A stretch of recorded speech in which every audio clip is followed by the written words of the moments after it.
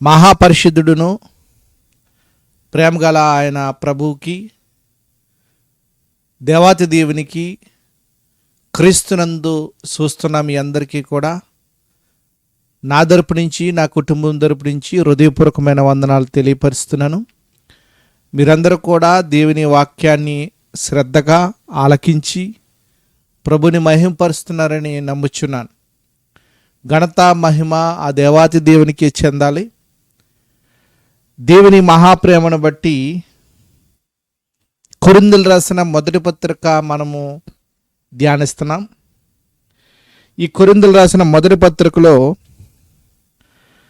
1 నుంచి 4 అధ్యాయాలు కూడా ఒక భాగం అయితే, 5, 6 వచనాలు ఒక భాగం అయితే, 7 నుంచి 16వ అధ్యాయం వరకు ఇదొక భాగము అని ముందు తరగతుల్లో మీరు కొరింథీయులు రాసిన మొదటి పత్రిక నుంచి 1 అధ్యాయము, 2 అధ్యాయం, 3 అధ్యాయం, 4 అధ్యాయము అవి ఒక అధ్యాయాన్ని తీసుకుని అందులో మనం ఎందుకు పడిపోతున్నాం, సాతాను యొక్క క్రియలు ఎందుకు చేస్తున్నాం, సాతాను యొక్క మనుషులు ఎలా ఉంటారు, ఆత్మానుసారమైన మనుషులు ఎలా ఉంటారు, దేవుని తెలుసుకున్న వారు ఎలా ఉంటారు, దేవుని తెలుసుకోలేని వారు ఎలా ఉంటారు, దేవుని తెలుసుకోలేని వారికి దేవుడు తెలిసేలాగా మనం ఏం చేయాలి అంటే, మనం వెలిగింపబడితేనే కదా పక్కల్ని వెలిగిస్తానికి అవకాశం ఉంటుంది. ఎక్కడైనా అంతే, మనం చదువుకుంటేనే కదా పక్కలకి అది రాసింది పక్కవారికి అది చెప్పగలం. భౌతికమైన ఈ చదువు గురించి చెప్తున్నాను. ఆత్మీయమైన జ్ఞానం గురించి మనం ఎక్కువ నేర్చుకోవాలి. కాబట్టి ఈ కొరింథీయులు రాసిన మొదటి పత్రిక 1 నుంచి 4 అధ్యాయాల వరకు నేను ముందు భాగాల్లో మీకు యూట్యూబ్లో మధు క్రిస్టియన్ కొడితే అవన్నీ మీరు చూసి దేవాతి దేవుని మహిమపరచవచ్చు. అయితే ఇప్పుడు 6 అధ్యాయానికి, నిన్న 5 అధ్యాయం కూడా నేను మాట్లాడాను. 6 అధ్యాయంలో ఇందులో 1 నుంచి 6 వచనాల వరకు కూడా ఒక భాగంగా మాట్లాడి, 7వ వచనం కూడా పార్ట్ బిగా మాట్లాడాను. 6 అధ్యాయంలోనే 2 భాగాలు మాట్లాడాను, పార్ట్ ఏ, పార్ట్ బి. ఇప్పుడు పార్ట్ సి మాట్లాడుతున్నాను. అంటే ఈ 6 అధ్యాయంలోనూ మనకి ఈ వచనము ఈ భావం ఇస్తుందా అని తెలియపరచడానికి నేను ఇవన్నీ చేస్తున్నాను. దేవుని మహిమపరచడానికి, దేవుని స్తుతించడానికి, దేవుని ఆరాధించడానికి, మరి దేవుని మహాప్రేమను బట్టి మీరందరూ కూడా చూసి దేవాతి దేవుని మహిమపరుస్తారని, ఆయన కృప కింద మనం అందరం కూడా ఉండి దేవుని యొక్క అడుగుజాల్లో మనం నడవాలన్నది కూడా ఇక్కడ ఒక భాగమై ఉన్నది. మళ్ళీ ఇంకొకసారి రిపీట్ వెళ్దాం. అసలు ఈ పత్రికను మనం ఒకేసారి తీసి చదివేస్తే అర్థమవుతాం. ఈ పత్రిక అర్థం అవ్వాలంటే ముందు అపొస్తలుడైన పౌలు గారు మనకు అర్థం అవ్వాలి. అపొస్తలుడైన పౌలు గారు ఏ కాంటెస్ట్లో, ఏ సందర్భంలో ఈ మాటలు రాస్తున్నారో అర్థం అవ్వాలి. ఏ సందర్భంలో రాస్తున్నారని చెప్పాను నేను. క్లోయే ఇంటి వారి ద్వారా తెలియపరచబడిన సందేశం ద్వారా 1 నుంచి 16 అధ్యాయాలు చెప్తున్నారు ఈయన అని నేను చెప్పడం జరిగింది. మళ్ళీ అదే మాట నేను చెప్తున్నాను, ఎందుకంటే ఇప్పుడే చూసిన వాళ్ళకి ముందు భాగాలు కూడా చూడటానికి వెళ్ళి ఆసక్తిగా వినటానికి దేవుడు దయచేయను గాక. కాబట్టి ముందుగా నేను ప్రార్థన సహాయాన్ని తీసుకెళ్ళి ప్రభు నుంచి ముందుకు వెళ్దాం. ప్రార్థన. మమ్మల్ని మిక్కిలిగా ప్రేమించిన మా పరలోక తండ్రి, నీ ఘనమైన శ్రేష్టమైన నామను బట్టి నేను స్తుతిస్తున్నాను, ఘనపరుస్తున్నాను, మహింపరుస్తున్నాను. మీ చిత్తాన్ని బట్టి, మీ ప్రేమను బట్టి, మీ ఆలోచన బట్టి మమ్మల్ని అందరినీ కూడా నడిపించారని, కనిపిస్తారని, మమ్మల్ని తండ్రి మీ సన్నిధిలో అంతకంతకు అభివృద్ధి పరుస్తారని, నాకు మీ ఆత్మ సహాయాన్ని ఇచ్చి ముందుకు తీసుకువెళ్తారని, ఈ కొరింథీయుల రాసిన పత్రికలో 6 అధ్యాయంలో ఆ మాటలు, విలువైన మాటలు నాకు సహాయం చేసి నన్ను మరుగుపరిచి మీ విలువైన మాటలు చెప్పి మా అందరిని కూడా బలపరుస్తారని యేసు పరిశుద్ధమైన నామను బట్టి అడుగుచున్నాను నా పరమ తండ్రి, ఆమెన్. నేనేం చెప్పాను? పార్ట్ ఏ ఇందులో మాట్లాడాను, పార్ట్ బి ఈ 6 అధ్యాయంలో మాట్లాడాను. ఇప్పుడు పార్ట్ సి. ఈ పార్ట్ సిలోను మనం ఏం నేర్చుకుంటున్నామో ముందుగా ఒక సమాచారానికి ముందు మీకు చెప్పేసి ముందుకు వెళ్తాను. పార్ట్ ఏలో ఏం మాట్లాడుకున్నామంటే, మనము దేవుని మహాప్రేమను బట్టి 1-6 వచనాల వరకు కూడా విశ్వాసులు అనీతిమంతుల దగ్గరికి వెళ్ళకూడదు తీర్పు తీర్చమని. విశ్వాసులే ఆత్మజ్ఞానాన్ని పొందారు కాబట్టి మీరే పక్కవారికి తీర్పు తీర్చేవారుగా ఉన్నారు కదా. అంటే పరిశుద్ధులు లోకానికి తీర్పు తీరుస్తారంట. అంతేకాదంట, దేవదూతలకు కూడా మనం తీర్పు తీరుస్తామంటే మనం అందరం కూడా పరిశుద్ధంగా ఉంటే, మనమని బహువచనం ఎందుకు మాట్లాడారంటే, మనమందరం ఆత్మ తీవ్రత కలిగి శరీరానికి దూరంగా ఉన్న ఆత్మయందు మనం అందరం కూడా ఏకాత్మ కలిగి ఉన్నాం. క్రీస్తులో ఎప్పుడైతే కడగబడ్డామో, క్రీస్తుని ఎప్పుడైతే విశ్వసించుకున్నామో, పరిశుద్ధాత్మను ద్వారా కడగబడి ప్రభులోకి మనం వచ్చాం. గమనించాలి మాటలు. తర్వాత 7-9 వరకు కూడా ఈ భాగాలు మనం చూస్తే సహించాలి కదా. దానికంటే మనం వ్యాజములతో వాదంతో కాకుండా సహించితేనే శాంతి కదా. మరి ఆయన ఎంత సహించాడు? లార్డ్ జీసస్ గారు ప్రభు ఎంత సహించాడైనా. ఆయన దేవుడై ఉండి మానవ ఆకారము, మానవుడు దేవుడు రెండు కూడా ఆయన. కానీ కలిగి ఉన్నది ఏది కూడా ఆయన లేకోకుండా కలగలేని ఆయనను మనం హింసించాము, బాధ పెట్టాము. ఎట్లా బాధ పెట్టాం మనం? ఎలా బాధ పెట్టాం మనం? 2వ అధ్యాయంలో చూద్దాం. ఈ కొరింథీయులకు రాసిన మొదటి పత్రిక 2వ అధ్యాయంలో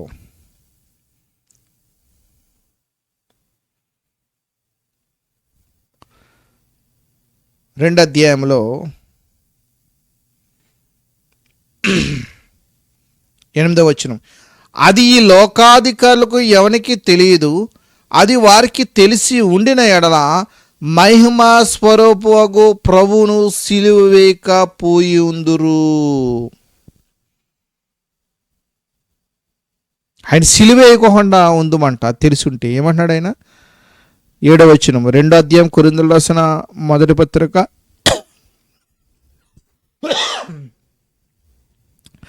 7-8 వచనాలు. దేవుని జ్ఞానము మర్మమైనట్టుగా బోధించుచున్నాము. ఈ జ్ఞానము మరుగైండును. జగత్తుత్పత్తికి ముందుగానే దీనిని దేవుడు మన మహిమ నిమిత్తము నియమించెను. 8, అది ఈ లోకాధికారులు ఎవనికి తెలియదు. అది వారికి తెలిసి ఉండిన ఎడలా మహిమ స్వరూపగు ప్రభువుని సిలువ వేయక పోయి యుందురు. అర్థమవుతుందా? అంటే ఈ కొరింథీ పట్టణస్థులకి మొదటగా బాగా ఆత్మానుసారంగా జీవించారు, కానీ రాను క్రమంగా శరీరమైన మనుషులు అయిపోయారు. పరిశుద్ధాత్ముడు వాళ్ళలో నుంచి వెళ్ళిపోయాడు. లోకానుసారమైన మనుషులు అయిపోయిన తర్వాత ఇంకప్పుడు అసలు మనం వినలేమన్నమాట. లోకంలో ఉన్న మనిషి ఏం చెప్తాడో అసలు మనం వినలేము. ఎందుకు వినలేమంటే లోకంతో ఉంది, అపవాది వాళ్ళలో ఉన్నాడు, అపవాది క్రియలు చేస్తున్నారు, దేవుడు వాళ్ళు లేడు. ఆ మనిషి ఎదుట మనం నిలబడలేం.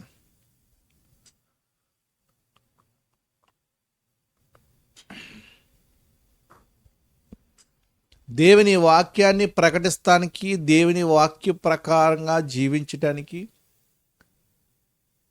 ఆయన ప్రకారంగా జీవించడానికి ఒక్క మాట మనకి ఇక్కడ మనం చదివి ముగించుకుందాం. కొరింథీయులకు రాసిన మొదటి పత్రిక 6వ అధ్యాయంలో మొదటి పాయింట్ ఏం చెప్పాను? 1-6 వరకు విశ్వాసులే తీర్పు తీర్చుకుంటే, అంటే చెప్పుకోవాలి సలహా, తీర్చకూడదు. మళ్ళీని అది కూడా ప్రమాదమే. తీర్పు తీర్చకూడదు. మనం తీర్చేది ప్రభువు మనకి తీరుస్తాడు, వాని క్రియలు చెప్పున. తర్వాత 7-9 వరకు కూడా ఒక భాగం అండి. ఇది సిగా, మనం పార్ట్ సిగా మాట్లాడుకుంటున్నాం. చదువుతానండి, ఆలకించండి. కొరింథీయులకు రాసిన మొదటి పత్రిక 6వ అధ్యాయము 7-9 వచనాల వరకు చదువుదాం. ఇందులో ఉన్న ఈ విషయాలని మనం ఈ రోజున తెలుసుకుని ముగించుకుందాం. ఒకని మీద ఒకడు వ్యాజమాడుట మీలో ఇప్పటికే కేవలము లోపము, అంతకంటే అన్యాయము సహించుట మేలు కదా. దానికంటే మీ సొత్తులను నపహరింపబడనిచ్చుట మేలు కదా. అయితే మీరు అన్యాయము చెయ్యుచున్నారు, అపహరించుచున్నారు, మీ సహోదరులకే ఇలా చెయ్యుచున్నారు.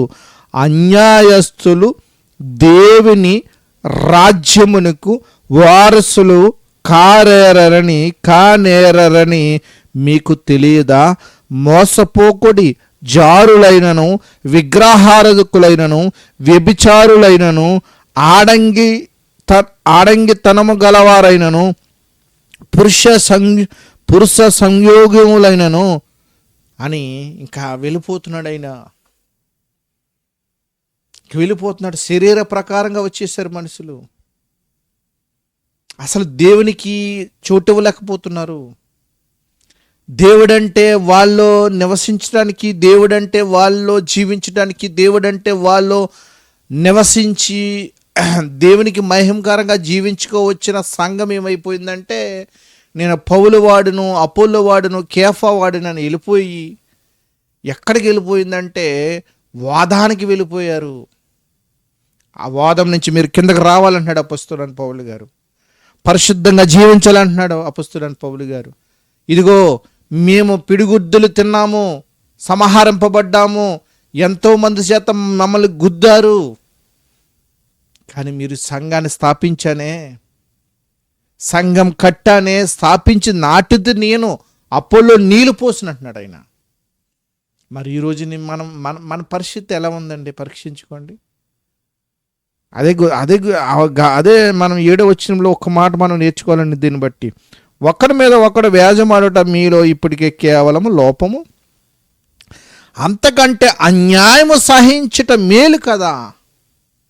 పోన్లేండి, దేవుడు తనకు తెలుసుకున్నప్పుడు తెలుసుకున్నానంటారు.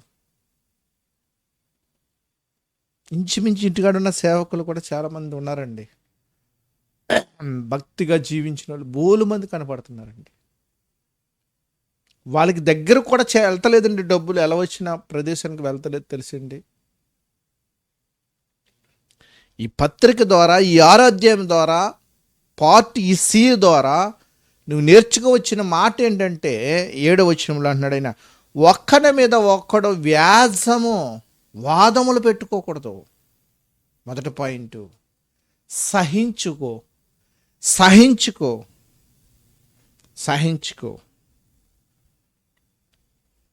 యేసోపు ఏం చేశాడండి? అన్నలందరూ కూడా ఆయన్ని ఐగుప్తుకి ప్రయాణం వెళ్ళిపోతున్న ఒక ఇస్మాయిలు వాళ్ళకి అమ్మేస్తే ఎంత సహించుకున్నాడండి ఆయన. తుదికి ఐగుప్తుకి కింగ్ అవ్వాడు. ఈరోజు నువ్వు సహించుకుని, ఈరోజు నువ్వు ఓపిక కలిగి ఉంటే ఓర్పు ఏం చేసింది? ఓర్పు ఏం చేస్తుందో తెలుసా? తెస్సలోనికి రాసిన పత్రిక మనం చూద్దాం. తెస్సలోనికి రాసిన పత్రిక చూసుకుని ముగించుకుందాం. ఓర్పు ఏం చేస్తుంది? తెస్సలోనికి రాసిన పత్రిక 1వ అధ్యాయం 2-3 ఉంటాయండి. విశ్వాసముతో కూడిన మీ పనిని, ప్రేమతో కూడిన మీ ప్రయాసమును మన ప్రభువైన యేసు క్రీస్తు నందలి నిరీక్షణతో కూడిన మీ ఓర్పును మేము మన తండ్రి అయిన దేవుని ఎదుట మానక జ్ఞాపకము చేసుకొనొచ్చు మా ప్రార్థనల యందు మీ విషయమై విజ్ఞాపన చేయుచు మీ అందరి నిమిత్తము ఎల్లప్పుడూ దేవునికి కృతజ్ఞస్తుతులు చెల్లించుచున్నాము. ఓర్పు ఉండాలండి. ఓర్పు లేని సంఘం ఏమైపోయిందో మనం ఈ పత్రికలో చూసాం. మనం ఓర్పు కలిగి దేవునిలో మనమందరం కూడా కొనసాగు వారంగా, దేవునిలో మనమందరం కూడా అభివృద్ధి కలిగే వారంగా మనమందరం కూడా ఉండాలని ఇంతటితో ఈ మాటలో ప్రభు సన్నిధిని బట్టి ముగిస్తూ మరొకసారి మీ అందరికీ కూడా నా హృదయపూర్వకమైన వందనాలు తెలియపరుస్తున్నాను. Thank you all. అందరికీ వందనాలు. చూడండి, షేర్ చేయండి, అనేకులకు పంపించండి. మీరు మారండి, మనమందరం కూడా క్రీస్తులో లేపబడాలి. ఆమెన్. మీరు మీ కుటుంబాలు దేవుడు దీవింపబడునుగాక. ఆమెన్.